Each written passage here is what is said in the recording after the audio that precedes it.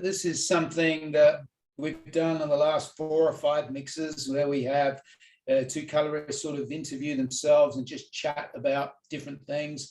You've always want to ask a colorist, and we're really pleased to have you guys on board. Can you just do a little quick intro about yourselves and what you've done, and then we'll go for it. I've been doing this a long time. I heard Lynette earlier. I've been doing it a long time, long enough that I don't want to disclose how long anymore. So I do go back to Telecine days when colorists were responsible for the audio mix, and the entire pipeline was in that room. And I've worked on a lot of older titles. I've worked on newer titles, and I fell in love with a lot of the older titles, and I have kind of been doing a lot of work in that end for a lot of years. I feel like it's really important work, participating in the saving of what I consider a treasure of film history. So it's challenging, it's super rewarding, and that's what I've been kind of doing for quite a while. Fantastic, thank you. Cheers. So yeah, my background is different. I kind of came out of scan and recording, film imaging back in the mid-90s. I worked at a small place, Digital Magic in Santa Monica, and then went to DreamQuest Images, which is a visual effects company here in LA, where I was sort of responsible for scanning a piece of negative, because, you know, in those days, people actually shot film, and there were only certain shots or elements that had to be scanned and visual effects stuff done to them and then re-imaged back to a piece of negative, and that had to intercut with live action negative. So I was sort of in charge of scanning those individual elements, and the scanners back then also weren't full dynamic range. They were like 8-bit sometimes, and so you had to literally color time on optical printer with a digital back with red, green, and blue filters to match a match clip. So my background started in sort of digital film timing in the mid-90s and 2000s. And then we started playing around with this alpha beta version that subsequently became Luster. And then I got involved in that, and then moved to Baselight and kind of entered the field through that. So I'm probably, I guess, in earnest, the Matrix 2 and 3 movies were what, 2002, and went down with Peter Doyle on Return of the King in 2003, and that's kind of when I started in earnest. But yeah, my background's not the traditional thing. I wanted to kind of tell a quick anecdote of how I met Sheri, because I think it's cool. Like, so I was at Pac Title for a while, and Baselight Color. No, we were on Luster at the time, right? And then I left, went to Plus Logic in Hollywood, where it was Baselight. And so I was doing a couple of shows in Baselight, but back then we didn't do video deliverables out of Baselight. We essentially took the DCP render, the theatrical render, still in log space, and threw it on the Clipster and hung that off a DaVinci 2K, right? And, you know, if you come from Telecine, that makes perfect sense. If you come from where I come from, that makes no, I don't know what language we can use here. That makes no fucking sense to me at all. So I had no idea how to drive a 2K. I'd seen them, but I've never sat in front of one, let alone used one. And so I knocked on Sheri's room, never met her before. I said, "Hey, Sheri, what's this?" And she was amazing. She took me under her wing. She showed me everything. I took out the manual. I'm one of those people, weird people who actually read manuals. I read the manual, so I kind of try to get some context on everything. And Sheri's like, "Anytime, come in if you have any questions." So I sort of learned the 2K through Sheri in 2002, 2003, I think it was, Sheri, something like this. So I kind of came at this from a weird place. Public relation. Hi, Sheri. Hi, Doug. Good to see you. So a little bit earlier, Lynette there was an interesting discussion about looks. And I thought I had like a thought not too long ago about the golden age of television that we're in, and they were discussing all these looks. And it occurred to me that throughout my childhood, television didn't really look very different. Like cop shows and comedies and dramas, they all kind of look the same. And we're just in this era, and they discuss some of those looks where there's just so many creative, amazing work going on. And I wanted to congratulate you on inventing Anna. It's a great show. Thank you. And I wanted to ask, in this virtual world where we don't always have people in the rooms anymore, how is the collaborative process on a show? Because I work a lot with studio people, and they're on the lot, or they're there with me. And I'm imagining you're in a process where everybody can't always be in the room looking together, creating the show. What's that process like? Yeah, oftentimes you don't want everybody in the room at the same time. Yeah, thank you. That show was an odd one. That, you know, I was finishing a couple of shows when COVID hit. I went home and worked remotely just for a couple of months, and then had gone back into the studio at Technicolor at the time, now Picture Shop in Hollywood, every day since, I don't know, July of 2020. I was only home for a few months. Yeah, that show in particular, the first episode, the DP, Maurice Sheet and I, we traded some still references back and forth. You know, I'll always ask, like, do you have a lookbook? Do you have a shot deck? Do you have, you know, what? And we'll talk about that stuff early on, because, you know, language is, you know, words are a funny thing when it comes to, you know, bright, dark, contrast, cool. What does all this really mean, right? And I think you can get mired in the technical and in the words a bit too much, rather than the overarching ideas. So on that show, you know, obviously you look at the offline reference, which is typically dailies, ideally, roughly what people want, or at least what they've been used to looking at. And I saw some nice stuff there, but I also saw the intention, and I just, you know, did a little bit of a refinement to that. And that was view one that I sent to her. And then, you know, but in that particular case, we did back and forth with some quick times because of her availability and whatnot. It's early days of COVID. But generally, we're using now, it's, you know, people are starting to come back into the room, and we're streaming, you know, sometimes multiple people in the room, and having people in the room, and streaming remotely. And, you know, it's kind of like developed into this combination. I think it's a great thing. But like, to your point, I think, you know, production values have gone up so much in television, and maybe that's partly where this is coming from. You know, my background has all been features up until 4 years ago or so. And I just saw kind of the, I don't know, at least from my point of view, the oxygen kind of getting reduced in the world of features, and just so much more opportunity, and you know, creatively, the quality of the work has been going through the roof in the streaming world, and this sort of collapsing of big screen and little screen, or people still call it broadcast, whatever we want to call that nowadays.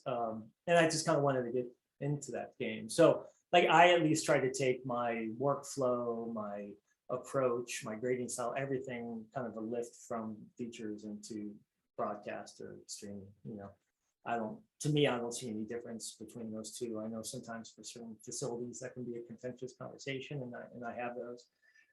But I don't see any difference, honestly, between those, because I just feel like, you know, from, you know, Magnum PI or something from, you know, years ago, which is really probably just a one light transfer and minimal tape to tape, to, you know, to now it's, you know, it's a whole nother world, you know. And it's not only grading technology, but, you know, camera technology and lighting technology, all those things that we don't really, you know, as colorists, we talk about the cool AI tools and all the new stuff that's happening. And it is cool for sure, but all the stuff in front of the, you know, of the lens, and, you know, cameras can be, you know, 128K, like whatever K cameras, right? But the lighting technology has changed a lot too, in terms of how shows look, hugely, you know. So yeah, Oh, great. yeah, that's my thing. I mean, you know, I love it. I mean, you know, the one difference with streaming is sometimes the schedules, you know, can be a little bit more collapsed. You don't often have the weight of a DP with you oftentimes. Sometimes, yes, for sure. It depends on on it, but I find, like, in my world of doing features, there would be just me and the DP, and sometimes me and the DP and the director, and then maybe one or two other people, and that was it. Obviously, depending on the level of show, studio people involved. But with television, sometimes it's the DP, and then the showrunner, and then the post super, and then the editor, and then, rotating directors. And so it's a much more complicated negotiation in terms of how you run the room. As I say, I think 60% of what we do is color correction, and the rest is psychology and psychiatry and politicking and all the business. I think that's the element that changes most in terms of features versus television. On that psychology note, so I was wondering, when sometimes I find myself going between two processes. One, knowing where I want to go mentally, knowing what I'm trying to achieve, and then building my way towards that idea. Or sometimes I have to flounder a little bit, like I have to find it a little bit organically. And sometimes surprises happen that way. And then you're like, okay, I wouldn't have even thought, I'll just grab tools, I'll start trying things. And then because sometimes I'm not sure, sometimes I'm solving very unusual problems, and I just have to think differently about them. Do you have like an approach there? Yeah, for sure. No, I mean, probably similar to yours, Sheri. I mean, we have different kinds of references, but we have references, both of us, nonetheless. And I'm not a noodler per se. I'm a whittler.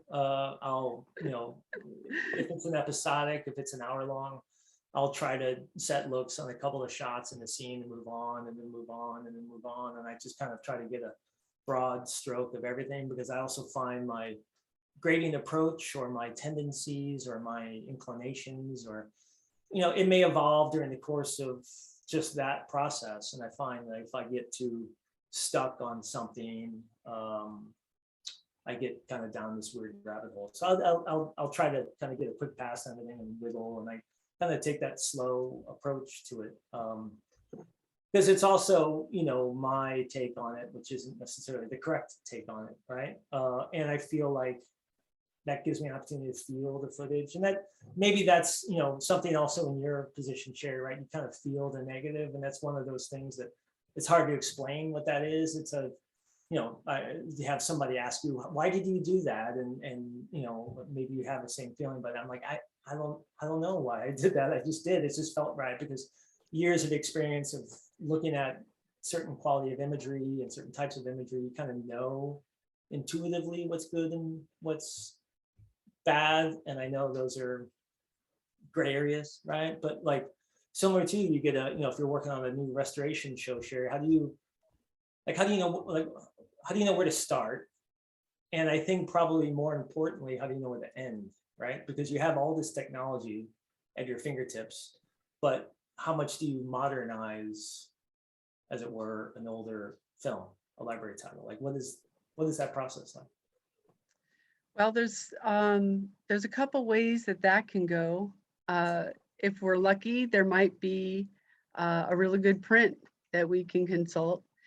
Sometimes we consult the HD reference, but there's a lot of limitations built into the idea that it's in 709 color space, so we don't want that to be necessarily the thing that ultimately speaks to how it should look.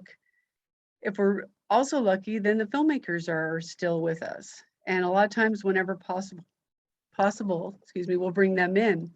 So I may screen a print and then start in that world, and you're trying to balance the idea of keeping the look the authenticity of the look that was originally intended.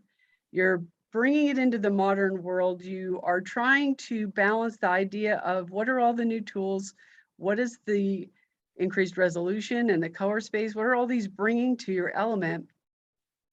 But how does everybody remember the film? And that's a kind of a harder thing to quantify.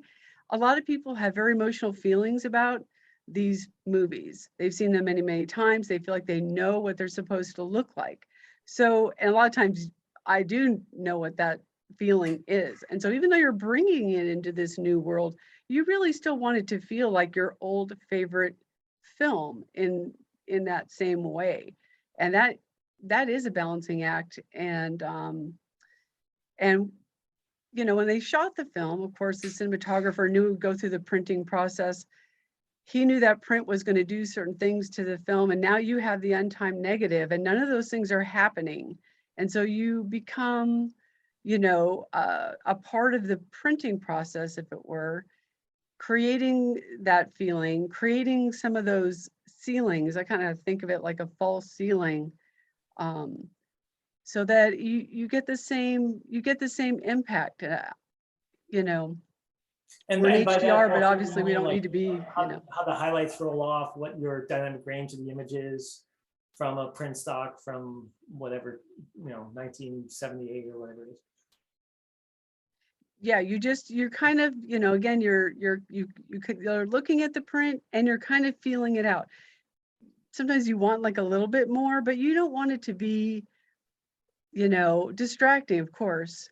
You're just trying to balance those, you know. It's interesting. Sometimes you end up with colors in the negative that want to explode onto the screen, and you really want to help and guide them and let that movie suddenly sing in a kind of a way that it just kind of maybe couldn't before. Other times there's all those colors are in the negative, and you actually don't want all those colors. Your job is to actually mute some of those colors. And so you're just trying to pay attention to the sensibilities, you know, of the film and what it is they're trying to say. That color language, color feels like a language to me that we almost understand without any words, which I think is really interesting and kind of, you know, Yeah, global. for sure. And I think that language has evolved, right? Like what we consider good imagery, or, you know, what is good really, like I said, but what we consider good or tasteful or whatever imagery has changed over the last, I mean, a lot over the last, I would say 5, 6, 7 years, but, you know, certainly since film timing. And as a restoration colorist, primarily that what you do, you're in that interesting position of having to, as you say, straddle those two things, right? Like, you know, we could make this something else. And that's what I mean about like modernizing something. We could denoise, we could do this, we can put a window, we can do all this sort of shaping stuff that we would sort of maybe want to do, and you know, like our inclination might be now. You know, we want to take some red out of the blacks and go cool shadow, like all this sort of stuff that we do these days seemingly automatically. But no, you know, preserving that from a film print and balance that probably with some HD transfer, even STR transfer along with or SD transfer. That must be kind of find yourself in interesting positions, no? Well, the grain alone is a really interesting discussion. What happens is sometimes you get your film into HDR and you get something you really like, and something about where you are in the density, you know, might be aggravating the grain in a way that wasn't really present previously. And so we do, you know, there can be an appropriate place for some of those management tools where you absolutely do not want to suck the life out of the film, which I feel like is what we're talking about. Like you can if you're not careful, suck the life out of your film, and it just stops breathing, literally and sometimes figuratively. You just want to walk that fine line where it still feels natural. And that's such a hard thing to quantify, but I almost feel like you know it when you see it. You're looking at the film, it feels right, it still feels like film.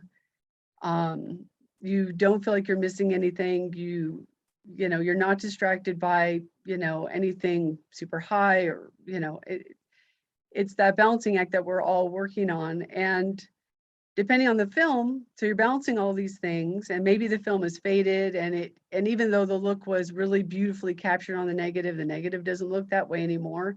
And so you're battling a blue channel that's not really there. So now you're maybe exacerbating a layer of the film that already might have been a little grainy to begin with, and now you're trying to build it all back up, and you're trying to balance all of these intricate layers together to come up with something that feels natural and not distracting and authentic. Right. Is there ever a time that you're in the room and you're just like, I don't know what to do here. Like I'm at a lot, like I'm stuck. Like I know I have those moments, and we don't want to necessarily admit them freely, as I talk to how many people are on this, and I'm admitting it. But like it happens, right? It's what part of the pressure of being in the chair when you're in a certain situation and you feel like you've got a command of everything, and then you get some left field request by somebody, maybe they're in the room, and you're like, I don't know, I'm not sure. Do you ever get that come up to you? Absolutely. And sometimes it's, sometimes you notice something for the first time. I was working on a movie once not too long ago, and we noticed a crew member in the shot. Even after working on it for a while, we were so surprised. I'm like, wait a minute, that's like a crew member right there. And we're like, oh my God, is there a way to fix this? I mean, sometimes, there's so many tools in our room now. Yeah. The discussion comes up like, well, can we? And then I'm like, sometimes I'll just ask somebody, like I may ask somebody in the room to just look away for a little bit. Because, well, there's two layers to that. One is I feel like people are happy to look away because they're really actually in their mind doing 5 things while they're sitting in there with you mentally. So they're happy to maybe pull out their phone or their computer and check something while you fish around and kind of talk about finding things organically. Yeah. I also kind of don't want them to see on some level how the sausage is made, because when they look up and I say, okay, let's take a look, I want their fresh eyes, because I already know what just happened. I know where my eye wants to go. I know what to look for. Right, and I want them to just look at it fresh and say, what do you think? Because I feel like if they watch me kind of do what I'm doing, they're like, well, and then we can discuss the nitpicky thing, but I want that initial fresh eyes. What do you think? Yeah. And I'm like, well, and then I'm like, okay, if it's not working, hold on, let me try something else. I don't think that they mind. Again, I feel like people are happy to check an email or respond to something and then be like, okay, I'm ready for you to take a look. Yeah, that's like increasingly the case, as at least in my side of it, more and more clientele, DPs or producers or editors, they know how the sausage is made because they have Resolve at home. I'm a baseline colorist 98% of the time. I know you're on baseline as well, but apples and apples, right? So they know how it all works, and so sometimes if they can get really kind of in the weeds with you, and that can be frustrating, right? And so indeed, yeah, it's like, hey, let's get some cookies in the room, or you might want a coffee, or like try to throw the distraction elsewhere. So while I sort through some troublesome bit or whatever it is, having done some animation too with like Love, Death and Robots, trying to come up with these crazy Boolean matte channel layers with all this, with garbage mats and tracking, like sometimes the grades get kind of insane, and they take time to build, and usually you have people who understand that stuff, but sometimes you have to call for a bit of a timeout with people in the room to say, give me a break, give me a break, right? Yeah, no, and sometimes it's nice to just kind of, if I feel like we're in the weeds a little bit, to pull back, maybe go back, come back into it. Again, there's just nothing like those fresh eyeballs a little bit, even if you do step away and get a cup of coffee. I find it can go a long way. I mean, you don't know the edge of the cliff until you look over it and you're like, oh shit, I need to pull back. Like sometimes it's, most clients, at least in my experience, they're happy when you take a big swing, even if it's not, even if it's sometimes a little goofy or kind of out of control or crazy. At least you're taking a swing, right? And you can always sort of express your intention that way and dial it back from there. But I think when it comes to that kind of stuff, it's better to take a swing than not. And so even if you're not sure exactly what's going on or how you're going to go about doing it, just kind of commit to an idea, go for it. And then, you might come back after that cup of coffee the next day and you're like, oh shit, that actually looks pretty good. All right, that's okay. Now we're on to something. You know what I mean? Like you can surprise yourself. You have to get out of your own head sometimes too, right? Yes, well, and that leads to like pleasant distractions. So in the room, is it a podcast, music, or books when you're alone? Nice. Not books. And, yeah, obviously supervised versus unsupervised. So supervised is music, low. Hopefully it's a good mix. I don't like curate my own. I've got a great client mix that I've created over the last 10 years. I know it's more just like what's the daily shuffle on Tidal. I'm a Tidal guy, or Spotify, whatever. And hopefully it doesn't get weird. The algorithm doesn't put on something weird or inappropriate in the session. But when I'm unsupervised, it's often podcasts and music, depending. Maybe music in the afternoon, podcasts in the morning, roughly. You? What about you? I am loving Smartless right now. So that's my podcast du jour while I'm in my room alone. That's And then if I'm not Jason alone, I'm Bateman. music also. That's the Jason Bateman one. Smartless Yeah, the stuff. Jason Bateman and Will Arnett and Sean Hayes. Yeah. I recommend it for anybody out there listening. So what are some of the challenging and the rewarding parts of coloring? I mean, I feel like we're really lucky. I kind of feel like it's this job is it's an amazing opportunity. What are some of the things you love about it? I more so in features, because then I feel like in streaming you don't get the stems, the print masters in time. But when you have the grade finished and you get the print master, they finish their mix, and we're doing like final playback of reels in the theater for the first time. Everything is together, picture, sound.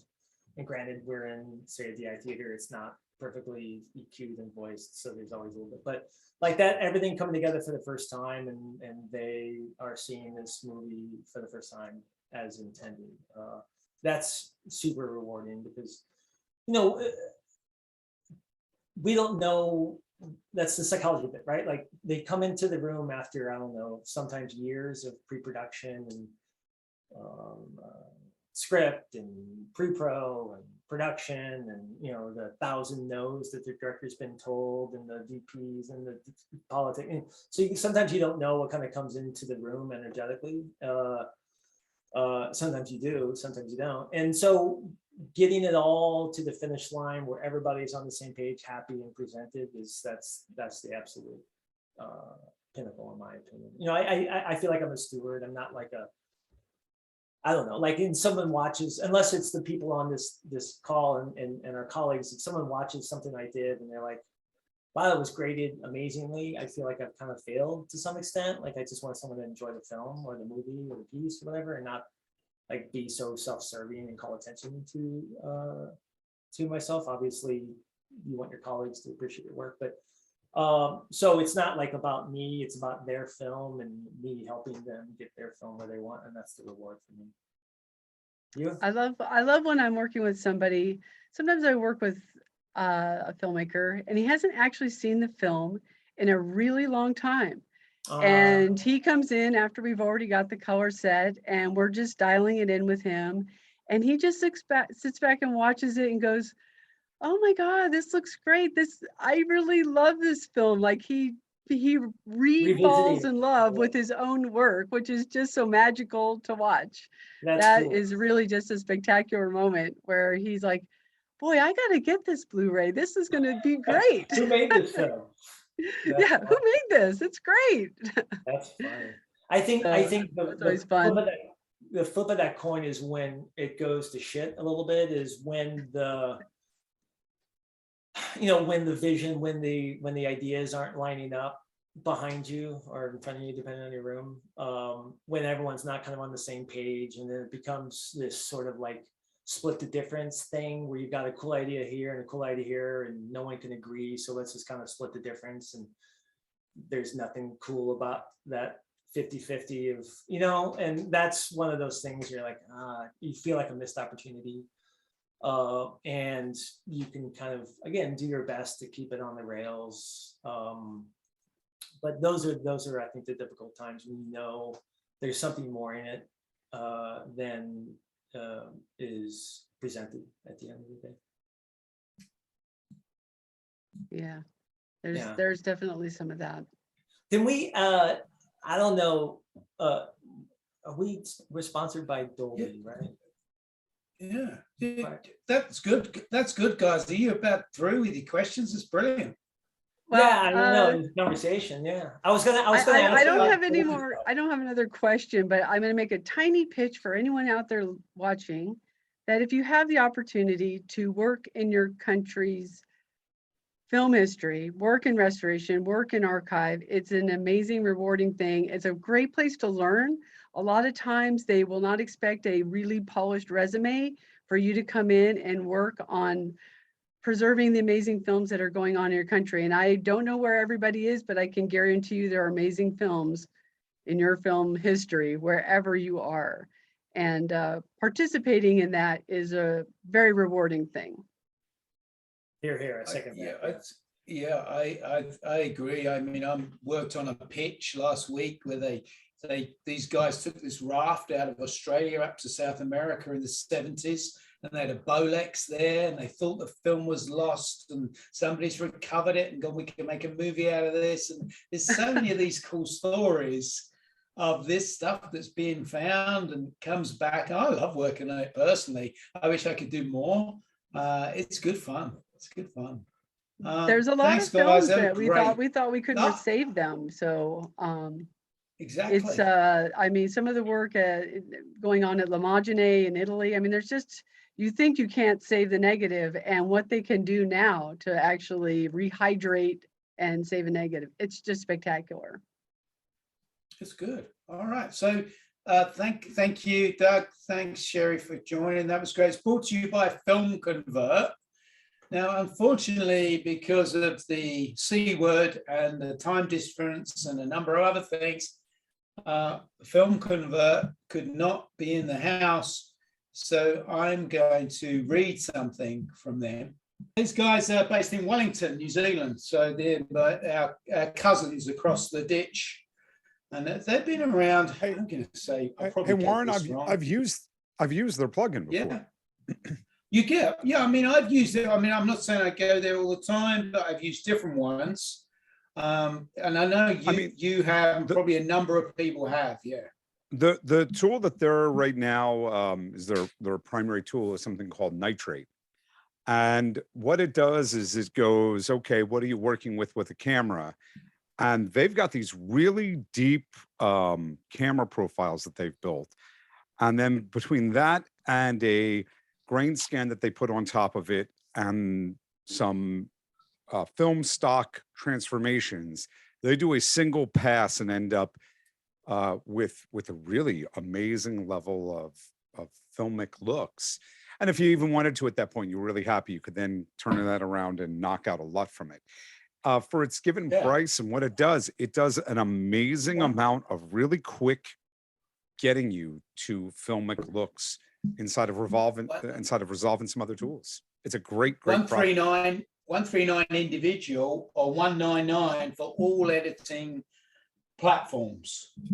So then you can use it if you're a cross-platform user, play that one, then you can use it in all of them. So it's a gorgeous product. They have good camera matching packs as well, don't they? The experience of those, I hear that they're really tight when you've got multiple cameras. That's Cinematch, yeah?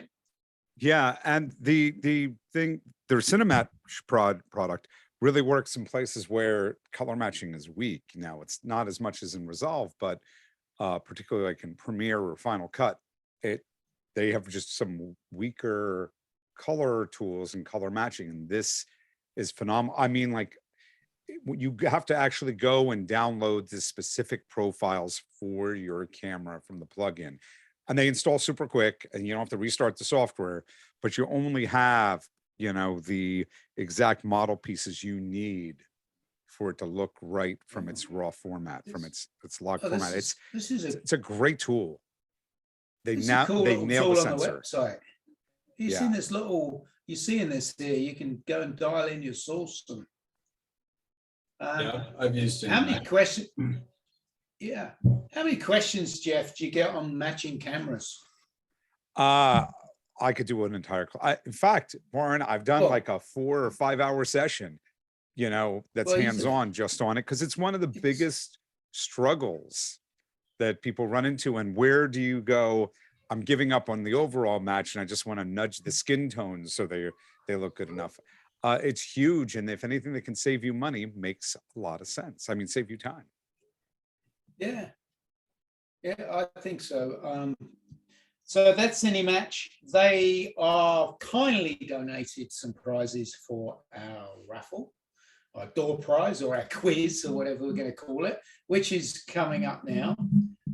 So huge thanks to Film Convert for getting involved with this. Thank you very much. And I'm sorry that you guys couldn't come and do your 5 minutes. Hopefully we've done that justice.